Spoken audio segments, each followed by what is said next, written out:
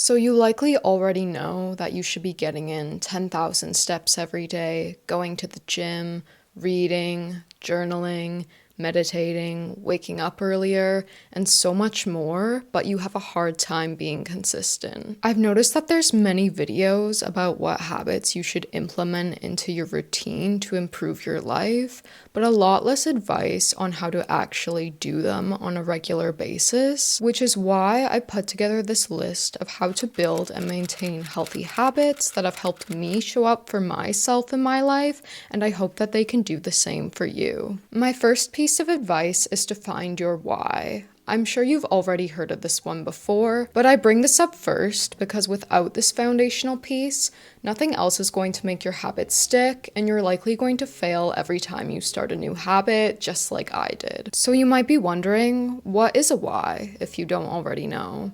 Or if you do know, then what is a good why that will help you achieve your goals? So your why, in simple terms, is your reason for doing the habit. I don't think many of us like to admit this, but humans are naturally quite lazy, and if we don't have a strong enough reason for doing something, especially if that thing is hard and unpleasant, we're not going to do it. Now, this reason for doing something is going to be different for every person because we each have different experiences and traumas that affect how we show up in our life. But here are a couple of examples of my whys to give you a good idea of what one would sound like. Recently, I've tried to minimize processed sugar and refined carbs from my diet as much as possible, because a couple of years ago, I was diagnosed with a health condition that makes it more likely for me to develop diabetes early, which is something I definitely don't want. So I'd rather eat less of those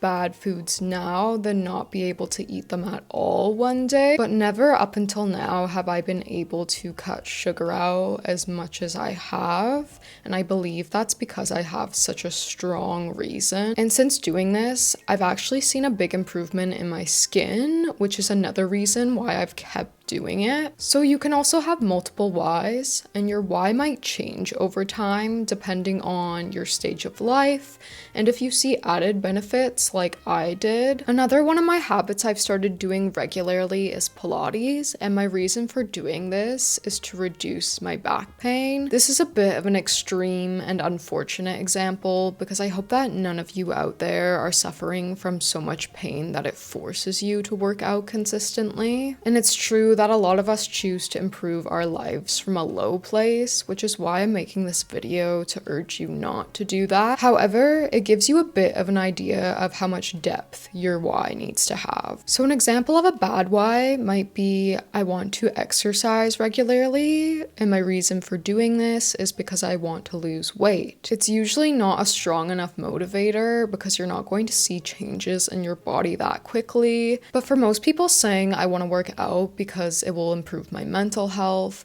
or because I want to live a long life for my children is often a much stronger emotional connection. Also, your why is for you and you only, so you don't need to feel embarrassed about what it is. It should be whatever resonates with you the most. My second tip is to get clear about the habits you want to start. Now, this is a bit of a marketing perspective, but I want you to think about it like this. It's pretty hard to measure success when you don't have a clear goal or objective. To say I want to read is good, but saying that I want to read for 30 minutes every day is much better. It's super clear. And when you reflect on how consistent you've been, it's not, well, did I read? How much did I really accomplish? It's either you did it or you didn't, and I find that being able to measure success is a really important part to keep you motivated. Otherwise, if it isn't trackable, you can end up feeling like you've never done a good enough job, and of course, if you feel that way, you're going to want to give up. Essentially, you need a plan. To say I want to work out is too broad. Your mind will immediately start to think, well, what kind of workout should I do? How long should I do it for? Before you even start the habit, you need to think about exactly how you're going to implement it. And it could be as simple as I want to get 20 minutes of daily activity in, especially if you're just starting out. I find that this takes the pressure off, but it's still measurable. At the end of the month, you'll still know whether or not you worked out 20 minutes every single day.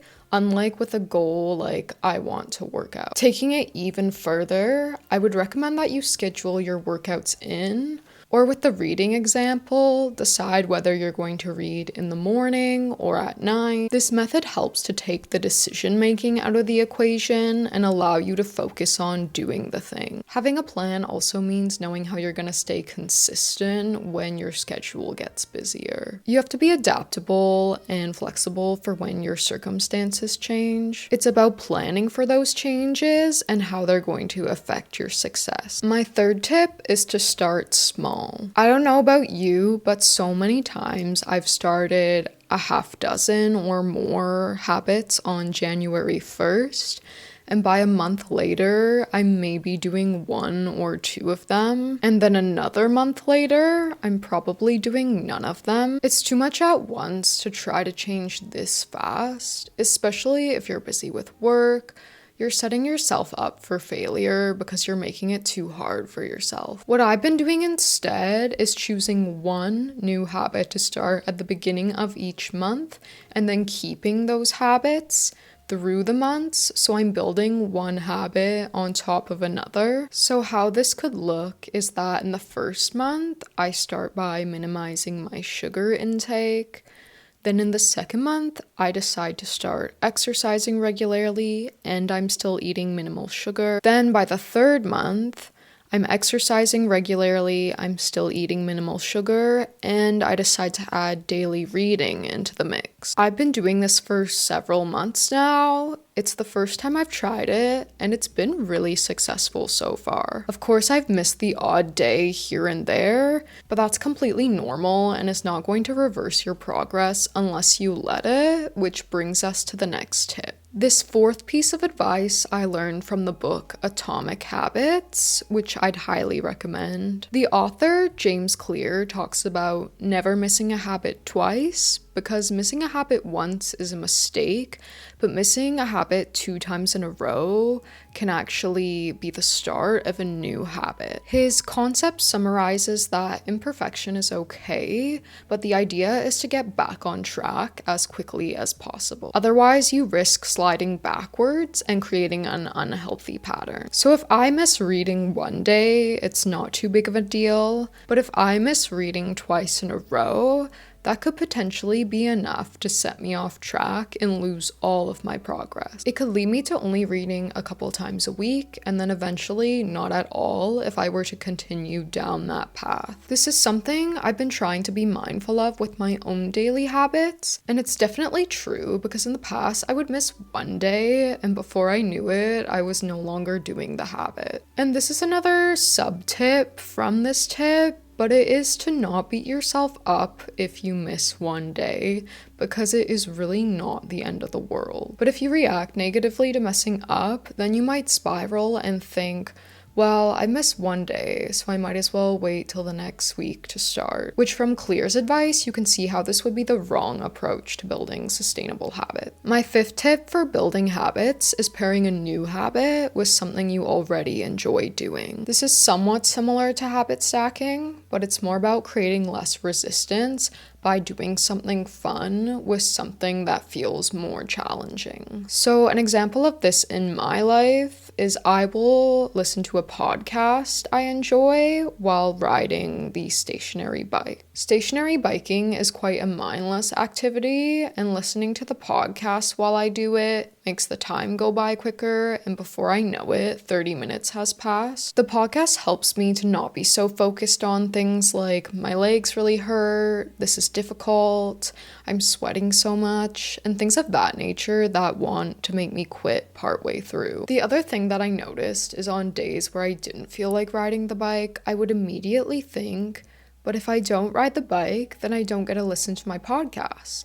And that made me upset. The thing that I enjoyed gave me the motivation to do the thing that I didn't like so much. And if you don't like listening to podcasts, you can replace this with YouTube or a TV series. Or maybe for you, you put your favorite music on while cleaning your room. Or maybe you read outside or in a cafe because you really enjoy being in those environments. You're essentially tricking your brain into thinking that the challenging, less enjoyable thing is more enjoyable and fun. My sixth tip is also along the lines of creating less resistance. I think most of you have heard of this one in some form or another, but I think it's a good reminder. It's analyzing the circumstances that are making it harder to do the habit, or that are preventing you from being consistent, or adding in things that will help you to be more consistent depending on what it is. Which sounds complicated, but it's really not. So for example, one way that I do this is by leaving my book I'm reading on my bedside table versus having it in a drawer. This is so small, but for me, if it's out of sight, it's out of mind. So seeing it on my table is a simple reminder to read before I go to bed at night. Some other common examples that you may have heard of are setting out your workout clothes the night before if you plan to work out early in the morning,